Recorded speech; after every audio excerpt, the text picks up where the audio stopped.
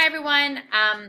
For my accessibility evaluations of some different documents, I had chosen several, more than two, just because I currently am using a station rotation model in my classroom, and that is basically where you have different stations in your classroom, and each group of students are working at those different stations.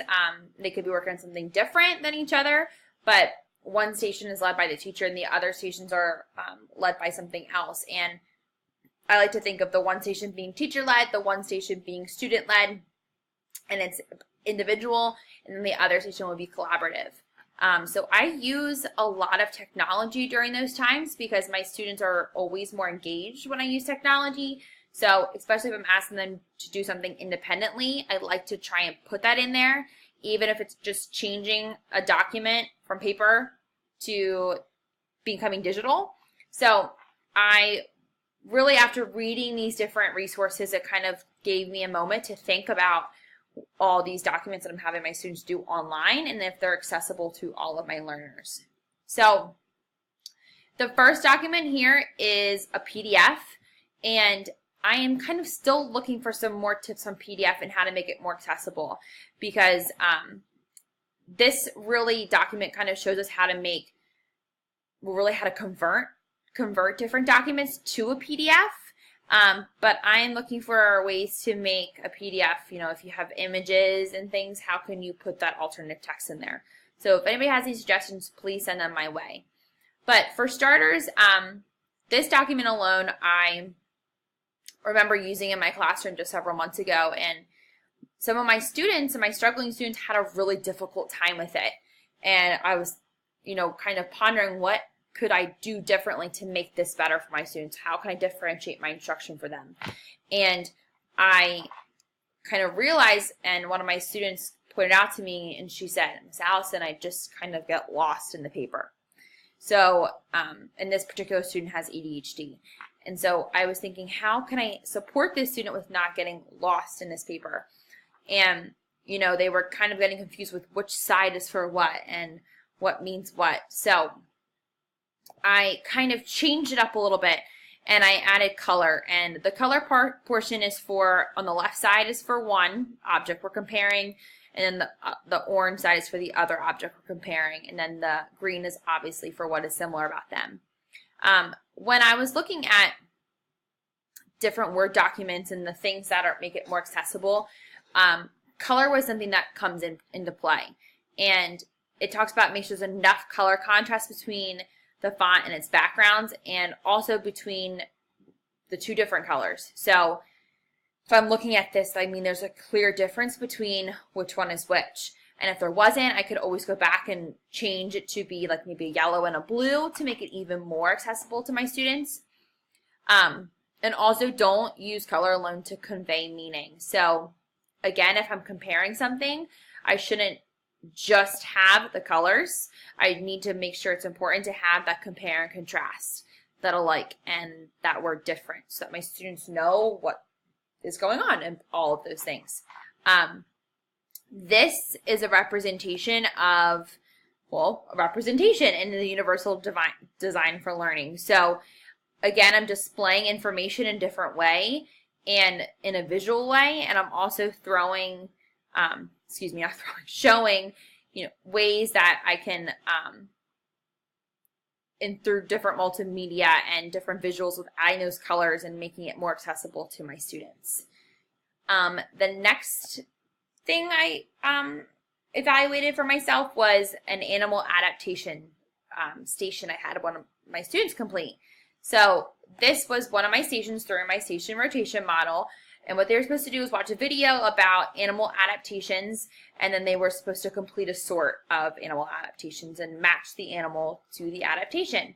So when looking at this video, originally I had the closed captioning button off because it didn't come clear to me that that is probably something that you should have in your video. So now that closed captioning is there, and it's accessible for my students to use.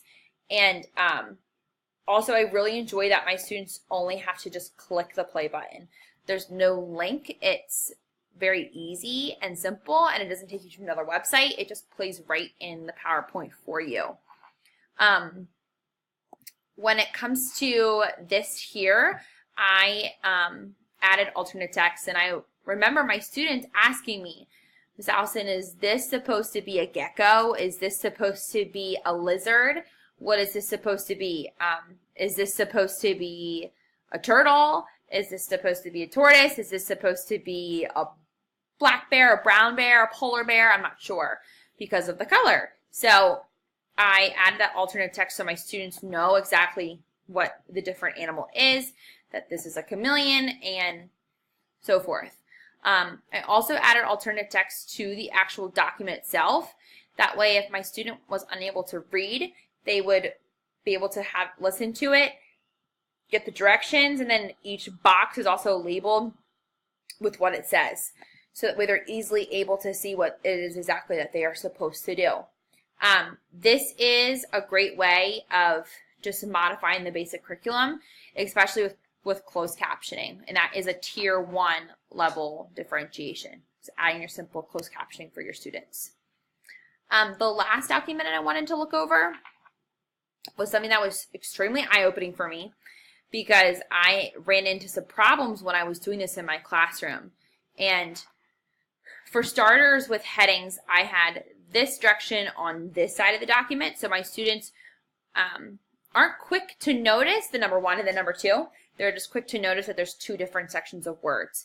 So they might not look at the order that they're supposed to do them in and just start sorting the pictures instead of actually reading them in the order. So I moved them by number 1 and by number 2, and that was also in here with under Word documents for headings and making sure that they're properly formatted.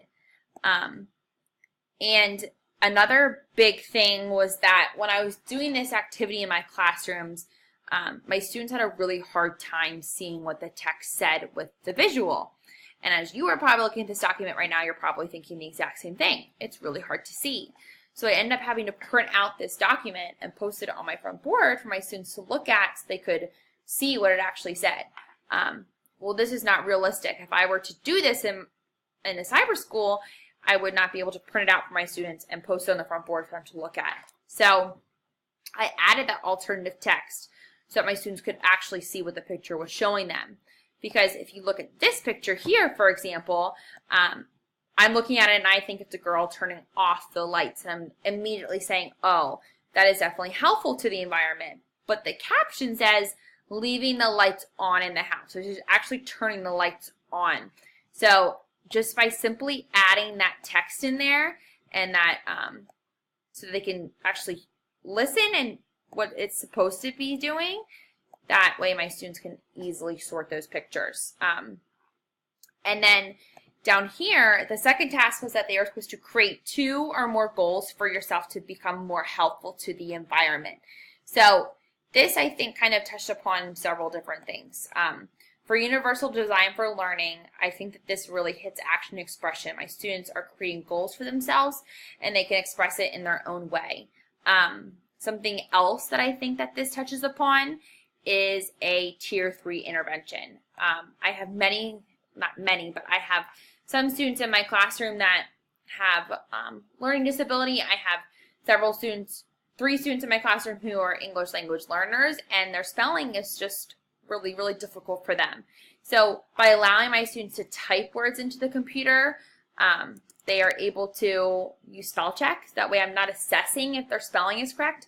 I'm just assessing what's in their brain and what they're learning from what I'm teaching them. So for example, if I were typing the word earth, obviously that's not how you spell earth. If I click on it, it should change it and make it correct for them. So that adds just that little bit of intervention that is, benefiting every single person in my classroom, but really benefiting those specific students with those needs, and to make it just a little bit more accessible for them.